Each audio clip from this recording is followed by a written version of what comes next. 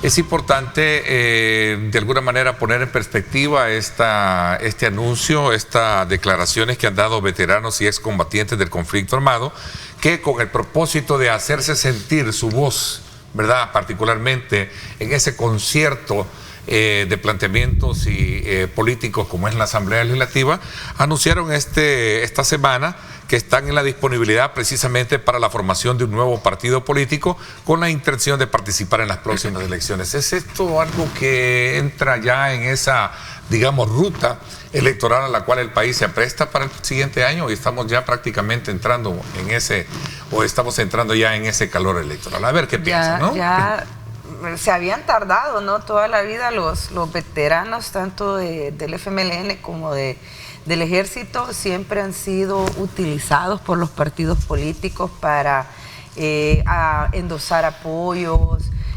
para hacer, digamos, fuerza a la hora de los procesos electorales. Se habían tardado en formar su propio partido. Yo creo que todo ciudadano, mientras sea una situación lícita, pues se pueden conjuntar, pueden llenar los requisitos, pueden formar su partido, independientemente de la cantidad, ¿verdad? Porque lo único que sí se suele cuestionar es el tema de 45,000 veteranos. Y uno dice, no ganaron la guerra, ¿cuántos guerrilleros eran de verdad? Creo que ahí hay una exageración. Habría que ver el listado que hizo Naciones Unidas de los desmovilizados, ¿verdad?, en ese momento, que no eran más de 7,000, y unos 500 que se quedaron ahí todavía pendientes porque no creían en los acuerdos. Pero bueno, si se han conjuntado las familias, los amigos y todos para hacer un partido político que vele por sus propios intereses, me parece correcto, es parte de la democracia. Su derecho como tal. Y es un buen síntoma dentro de la democracia, ¿no? Pero es interesante, y aquí concatenando un poco parte de la discusión y el análisis en nuestro contenido, hay factores históricos y sociales que en algún momento explican esta situación. ¿Qué piensan al respecto? A ver, veamos, Aldo, y también. Bueno, en primer lugar, y hay que decirlo con todas sus letras, vivimos en un país a donde cualquiera tiene derecho de libre asociación, y si quieren conformar, y es el deseo de una agrupación, la que sea, de conformar un partido político, bueno, ahí están los requisitos que señala el Código Electoral, ¿verdad?, para que intenten hacerlo, ¿verdad? Una cosa es querer y otra cosa es poder. Acuérdate que se necesitan 50,000 firmas válidas, que no siempre es tan así fácil como cualquiera cree recogerlas, doy fe por carne propia, ¿verdad? Sí. Y que además de eso, si querés que te valgan 50,000, te cuento, tenés que recoger más o menos unas 70,000 por todas las que te rebotan. Entonces, conseguir 70,000 firmas no es así. Yo creo que per se, digamos que uno podría decir que bueno, ¿no? Es la creación, la posibilidad de la creación de un nuevo partido político. Ya lo dijeron mis antecesores, ¿verdad? La Constitución y todas las normas secundarias pues nos habilitan, ¿no?, a cualquier ciudadano a intentar, ¿no?, entrar a la vida política a través de los partidos políticos, y creo que de alguna u otra forma siempre será saludable, ¿no?, que haya esos portales de espacio de participación para cualquier segmento de la población, ya sean empleados, ya sean intelectuales, sean excombatientes, militares, en fin, cualquier segmento de la población. Yo creo que eso es saludable. Sin embargo, cuando uno quiere ver, digamos, la creación de este partido político en el contexto en que estamos, sin duda que hay una atmósfera en la que hay un sinsabor, ¿no?, en la que no hay una motivación especial, sobre todo porque se han creado forzosamente condiciones para el desprestigio, no solo de los partidos políticos, sino que también de este segmento de la población. Y una muestra de eso es justamente la opinión que acaba de dar Aldo, ¿verdad? Sí. Es decir, una especie de hasta desprecio, ¿no?, a ese tipo de ciudadanos en las que, hombre, hay que reconocerles, y yo ahí siempre voy a ser coherentes. Hay que reconocerle su participación en la construcción de la democracia de este país. No hay que caer en el menosprecio de estos compatriotas. Ellos tendrán sus intereses. Pero no sé si sean intereses que electoralmente sean atractivos. Y hoy con las restricciones, imagínate, y con las limitantes que hoy ofrece. El tema que no hay deuda política, no hay plata. Ahora es quizás más loable. Más complicado. Más loable, por supuesto, porque ya no hay financiamiento del Estado, ya hay un desprestigio. Entonces, quien se meta a eso, parece que tiene alguna vocación de servicio. ¿Qué ves tú? Y es mi opinión, perdón, que no signifique que yo tengo, digamos, incluso simpatía. Aquí, lo más probable es que no, pero el solo hecho a mí me parece que debería ser aplaudible. No sé Vamos a ir cerrando el tema y pasamos. ¿Qué podría ser una agenda programática que te podrían ofrecer los excombatientes y exveteranos? Sí, correcto. Aquí han fallecido cualquier cantidad de veteranos y excombatientes del ejército y de la guerrilla en la miseria. No en la pobreza, en la miseria, abandonados en los hospitales. Sus compañeros de armas no han sido sus compañeros. La gente que les prometió beneficios ya a su tercera edad, porque la gran mayoría que de verdad participaron en el conflicto armado son de tercera edad, y los siguientes andarán por los 50 años, abajo de los 50 años no hay nada. Ahora te aparece gente de 30, de 40 años que resulta que es combatiente. Rugrats en pañales con bombas en los pañales. Okay. Precisamente porque la sociedad ahora estima diferente el trato hacia los animales, es que existe ahora un hospital de perros. Así es. Y muchos critican que el presidente gasta más dinero en un hospital de perros que en otras cosas, porque dice que lo que quiere es congraciarse, pero ese es el sentir de la población. Yo he visto gente, incluso con pocos recursos, que casi no tiene para su alimentación, se quitan el bocado porque le dan de comer a su mascota. Y ahí está la mascota con él. Entonces hay un sentimiento que el presidente lo acopia, y ahí tenemos un hospital de perros, pues. Sí, mira... Vamos a ver, Vladi no ha comentado nada al respecto. Sí, una situación, el tema de la ley para protegerlo, te decía que se ha conocido que en otras municipalidades o en otros distritos, y Los Bajos, San Miguel, está en la misma situación, pero veamos la practicidad con la que ese patrón conductual, de lo que decía antes, lo teníamos, de darle patada a los animales y de maltratarlos. ¿Y la ley dónde está? Pues ahora, mira, en el caso, tomando como punto de referencia. Yo solo quizás voy a hacer este escándalo en redes sociales, porque de ahí surgió todo el escándalo. Mira, dos puntos que voy a tocar. El primero es que hay que también reconocer, y por ahí estaba yo leyendo una información, en El Salvador, o sea, prácticamente el 61% de los hogares salvadoreños, urbanos, tienen mascota, ¿verdad? Y la gran mayoría ya sabemos que son los felinos, los gatos y los perros, ¿verdad? Yo creo que aquí se trata de humanidad, ¿no?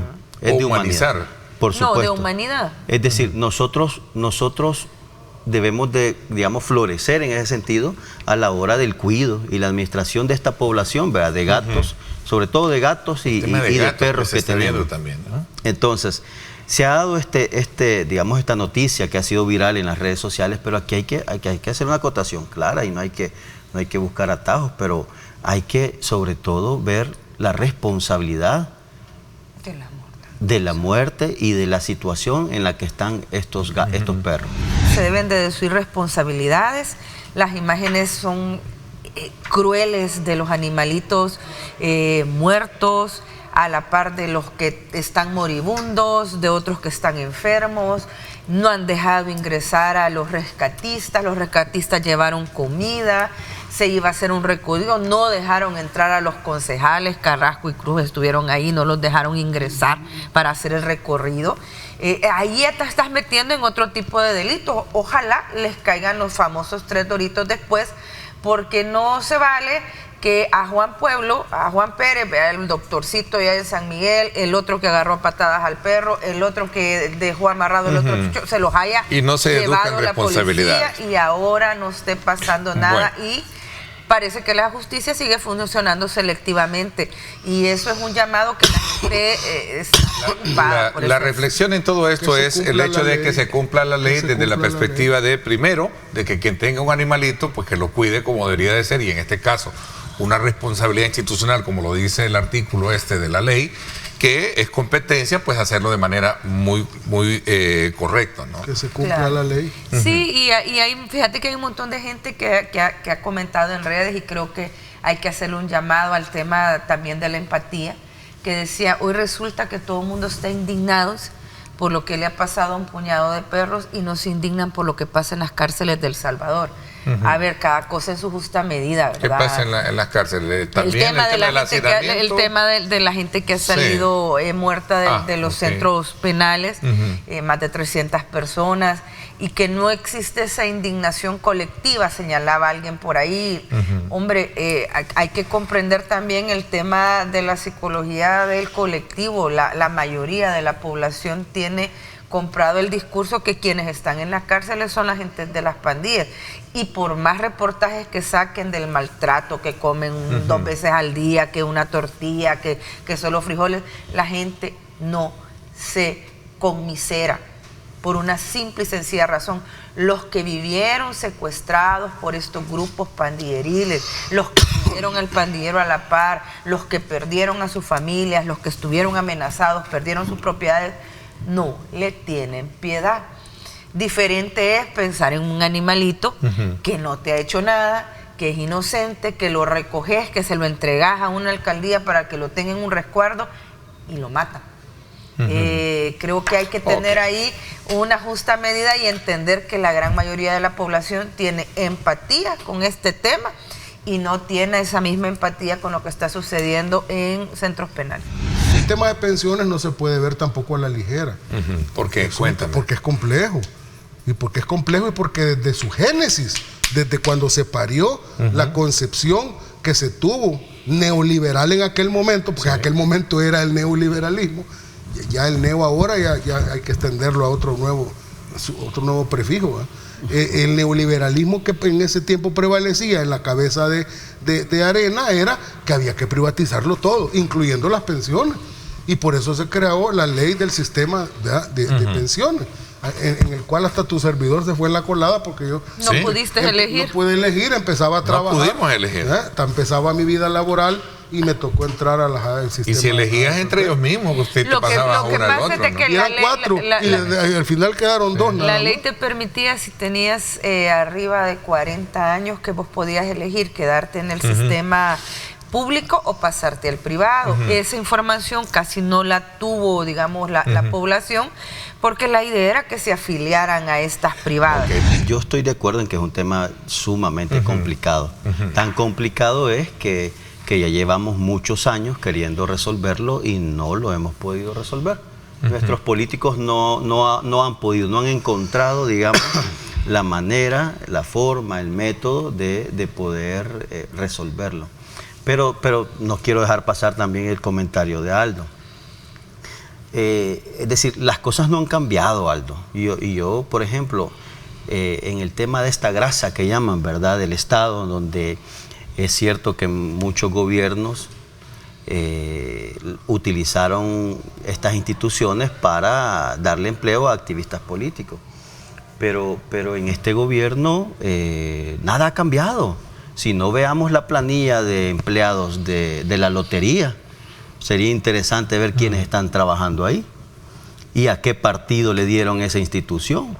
Y esa institución a quién le ha dado empleado. Yo podría mencionar nombres, pero no quiero herir susceptibilidades. Lo que quiero decir, lo que quiero decir es que la situación no ha cambiado. Siguen utilizando las instituciones para malgastar el dinero público. Ahora, las pensiones, insisto, es un tema muy delicado. Yo creo que lo que debe de estar ahora, en este momento, debatiéndose es qué ha hecho este gobierno, nuestros políticos actuales, para resolver el problema. ¿Lo han mantenido, lo han empeorado o lo han mejorado? Y vemos claramente que lo que han hecho es empeorado la situación de las pensiones, poniendo en riesgo poniendo en riesgo la sobrevivencia de no solo del sistema, sino que lo más importante, del pensionado, de este trabajador que pasó 30, 35, hasta 40 años trabajando. Entonces, ¿qué es lo que se ha hecho? Yo creo que el fondo estaba en la obligación, de decirlo, es decir, la situación en la que se nos presenta el sostenimiento del sistema de pensiones. No se logró con las reformas que hicieron en el 2000, creo que fue diciembre de 2021, o 21, creo que, 22, perdón, 22, no han mejorado el tema. Es más, lo que hicieron fue ampliar el espectro para que ellos pudiesen tener más posibilidades de captar y utilizar esos fondos, porque si no, veamos también el perdón y esa gracia que le han dado al Estado para no abonar ahorita la deuda de pensiones, que va a finalizar hasta finales del 2027, si no recuerdo mal. Entonces, ¿qué significa? Y ahí tenemos la información. Bueno, yo creo que en esta mesa estuvo también un portavoz, Patricio Pineda, sí, aquí estuvo conmigo, y bueno, él te preguntó qué tienen que hacer, ¿verdad? Vos le preguntaste qué tienen que hacer y te dio 3 medidas, ¿verdad? 3, 4 medidas. Entonces, yo creo que primero pagar lo que los gobiernos, todos los gobiernos han hecho. Es que mira, el tema del fondo de pensiones, todos, Arena y el FMLN y Nuevas Ideas, han tocado la ley para tocar esos fondos. O sea, Nuevas Ideas lo que hizo fue terminarse de pasear en la olla de leche, pero ya le habían metido mano tanto Arena como el FMLN con esas reformas que hicieron, que al final las famosas reformas que se nos venden tanto por Arena como por el FMLN no tocan el beneficio que tiene pero mira, están así. La AFP, y no les quitan la comisión, no les bajan la comisión, no tienen responsabilidad. Se filtraron los salarios de los directores de la AFP. Bessie, lo voy a decir por cuestión de justicia. Hay que decir, están así, pero están así. No lo digo por Bessie, sino que otra gente. Pero están así de decir que el FMLN... No, ni por Aldo. Pero están así de decir que el FMLN aprobó el sistema de pensiones allá en el 98, creo que fue en 97, 98. El 97 recuerdo que entró en discusión, pero 98. Bueno, fue pero 97 y entró en vigencia el 98. Pero están así de decir que el FMLN aprobó cuando hay claridad histórica de que fue el único partido que se opuso, o sea, concretamente. Y ahora también quiero decir esto. Se les olvida que en los gobiernos del FMLN fue el gobierno del FMLN quien puso sobre la mesa la nacionalización del sistema de pensiones nuevamente. ¿Qué pasó? No tenía los votos. No hay voto, no hubo correlación. ¿Quién se opuso? Sí, porque es más. Esa pregunta de, bueno, si tenían el poder, ¿por qué no lo hicieron? No, pero es que el poder, espérate, el poder es una cosa abstracta. Pero discúlpame, pero la correlación en la Asamblea nunca la hubo. Es más, quiero recordarles aquellas grandes planas en los periódicos, no, pero para esos temas no. Tú sabes cómo funcionaba el PCN, el CDB, de acuerdo a intereses, ¿verdad? Entonces, ¿quiénes no recuerdan aquella famosa plana en los periódicos que decía? No, nunca la tuvo. Que decían la estafa del siglo, le decían a las reformas pero solo quiero terminar, pero discúlpame. Era parte justamente de esa oposición que sí tenían los gobiernos del FMLN. Y reitero, no, el FMLN nunca tuvo la correlación legislativa. Entonces estás equivocado. Para proceder, para proceder, incluso se manejó incluso de una propuesta, yo recuerdo muy bien, debemos recordar, una propuesta combinada en la administración de pensiones del privado y del Estado salvadoreño, y no la hubo la correlación. Si es que ahí están. Ese fue el discurso que se manejó, porque había que dar un discurso. Por eso decía yo, por justicia hay que decirlo, no hay que venir aquí a querer meter en el mismo saco las reformas de Arena, las reformas del Frente y las reformas de Nuevas Ideas. No, aquí estamos claros. Aquí yo no tengo amnesia ni me ha dado Alzheimer todavía. Si el que hizo todas esas privatizaciones fue Arena. Claro, yo lo tengo claro. Fue en el gobierno de Armando Calderón Sol también, por cierto. Claro. Si eso nadie lo pone en duda. Si eso, que ya venía en retroceso. Yo le he dicho aquí, si los areneros no privatizaron a su abuela porque nadie las agarraba. Y venía en retroceso en Chile el tema de la privatización. Y tomaron como modelo el sistema chileno. Y en ese momento era una cosa grandiosa porque cada uno íbamos a tener... Pero tú sí dices que el Frente tuvo la oportunidad de hacerlo en su momento. Nunca. El Frente tenía que manejar... Y Vladimir dice que es no. que en ese tema no hubo correlación jamás, manejar hombre. un discurso, pero puertas adentro, y eso la gente lo debe de saber. Cuando llegó al poder el FMLN en el 2009, de entradita se fueron a reunir secretamente con la oligarquía de este país a garantizarles que no se iba a tocar el modelo extractivo que existía a favor de ellos, y a cambio, como moneda de cambio, la oligarquía les dijo: vaya, no me toquen nada del sistema, y a cambio de eso, pues sí, ahí ustedes hagan unos programitas ahí, ¿verdad? Sociales, y pónganle rostro humano. El tema del salario mínimo también sale a relucir en el contexto de esta discusión. Pregunto. Mira, si se ha formado la comisión del salario. Mira, al final, pero tú querías también, a ver. No, al final, mira, yo creo que no hay que ser docto en economía ni haber tenido, pero yo creo que al final yo creo que mejorar los salarios, mejorar el empleo en este país, mejorar las condiciones económicas y aquí macroeconómicas, creo que va a beneficiar, por supuesto. O sea, esa es una de las consecuencias directas para mejorar nuestro sistema de pensiones. Es que bajo estas condiciones de empleo que tiene este país, será difícil encontrarle una solución a las pensiones. Entonces, hay que mejorar esas condiciones, mejorar el salario mínimo, hay que mejorarlo, incluso todos los salarios. Pero tú sos de la tesis en el debate de que si es de aceptar que hay que corregir, es porque está aceptando los errores que se han cometido con el Por supuesto, es que mira, fíjate, Aldo dice una palabra que me parece correcta: las herencias. Bueno, entonces este gobierno, el actual, ha recibido una herencia fatal del anterior, que es el mismo, que es el del mismo, por esa reforma que hicieron.